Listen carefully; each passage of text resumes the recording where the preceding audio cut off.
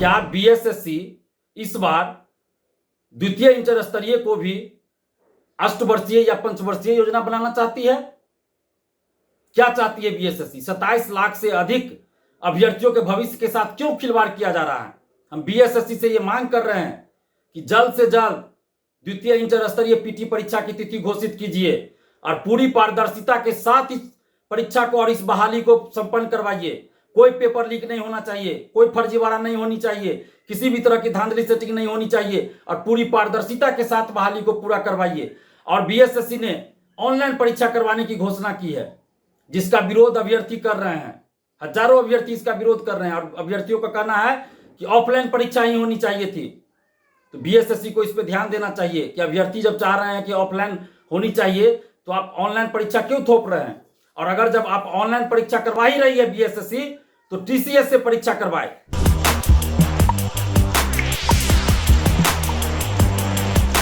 नमस्कार, मैं अनुकुल तिवारी और आप वही सब देख रहे हैं। छात्र नेता दिलीप बीएसएससी को लेकर बहुत सारा डिमांड कर रहे हैं, आंदोलन की बात भी कर रहे हैं। क्या कुछ मुद्दे को समझा रहे हैं, आप सीधे सुनिए। नमस्कार दोस्तों, मैं दिलीप कुमार। दोस्तों, बीएसएससी द्वितीय इंटर स्तरीय पीटी परीक्षा की तिथि विज्ञापन के 1 साल बाद भी अभी तक जारी नहीं की गई है। और ये कितने शर्म की बात है कि विज्ञापन के 1 साल बाद भी परीक्षा की तिथि घोषित नहीं की गई है।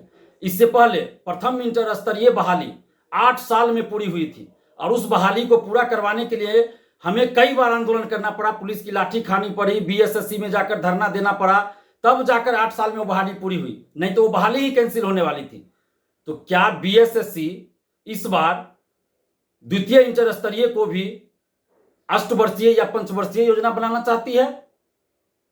क्या चाहती है बीएसएससी? 27 लाख से अधिक अभ्यर्थियों के भविष्य के साथ क्यों खिलवाड़ किया जा रहा है? हम बीएसएससी से यह मांग कर रहे हैं कि जल्द से जल्द द्वितीय इंटर स्तरीय पीटी परीक्षा की तिथि घोषित कीजिए और पूरी पारदर्शिता के साथ इस परीक्षा को और इस बहाली को संपन्न करवाइए। कोई पेपर लीक नहीं होना चाहिए, कोई फर्जीवाड़ा नहीं होनी चाहिए, किसी भी तरह की धांधली सेटिंग नहीं होनी चाहिए और पूरी पारदर्शिता के साथ बहाली को पूरा करवाइए। और बीएसएससी ने ऑनलाइन परीक्षा करवाने की घोषणा की है, जिसका विरोध अभ्यर्थी कर रहे हैं। हजारों अभ्यर्थी इसका विरोध कर रहे हैं और अभ्यर्थियों का कहना है कि ऑफलाइन परीक्षा ही होनी चाहिए थी। तो बीएसएससी को इस पर ध्यान देना चाहिए कि अभ्यर्थी जब चाह रहे हैं कि ऑफलाइन होनी चाहिए तो आप ऑनलाइन परीक्षा क्यों थोप रहे हैं? और अगर जब आप ऑनलाइन परीक्षा करवा ही रही है बीएसएससी तो टीसीएस से परीक्षा करवाए। बीएसएससी अगर ऑनलाइन परीक्षा ही करवाना चाह रही है तो टीसीएस से परीक्षा आयोजित करवानी चाहिए। बेल्ट्रॉन से परीक्षा नहीं ली जानी चाहिए, क्योंकि बेल्ट्रॉन का मतलब ही है धांधली सेटिंग, फर्जीवाड़ा, पैसे की वसूली।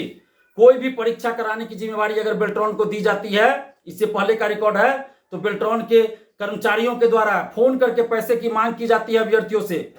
तो अगर द्वितीय इंटर स्तरीय परीक्षा की जिम्मेवारी बेल्ट्रॉन को दिया जाता है तो फिर बहुत बड़े पैमाने पर धांधली सेटिंग होगी, फर्जीवाड़ा होगा। इसलिए हम बीएसएससी से ये मांग कर रहे हैं और बिहार सरकार से और खासकर मुख्यमंत्री नीतीश कुमार जी से ये मांग कर रहे हैं कि बीएसएससी द्वितीय इंटर स्तरीय परीक्षा को या तो टीसीएस से करवाई जाए या नहीं तो ऑफलाइन परीक्षा करवाई जाए और पूरी पारदर्शिता के साथ, निष्पक्षता के साथ इस बहाली को पूरा करवाया जाए। और बीएसएससी सीजीएल 4 की वैकेंसी भी जल्द निकाली जाए, क्योंकि दिसंबर में कहा गया था, पिछले साल दिसंबर में, कि जनवरी 2024 में वैकेंसी आएगी, लेकिन अभी तक वैकेंसी नहीं आई है। इसलिए हम बिहार सरकार से यह मांग कर रहे हैं कि जल्द से जल्द बीएसएससी सीजीएल 4 की वैकेंसी निकाली जाए, क्योंकि लाखों अभ्यर्थी बीएसएससी सीजीएल 4 की वैकेंसी का इंतजार कर रहे हैं। और जब सचिवालय में कर्मचारियों की कमी होगी तो बिहार का विकास कैसे होगा?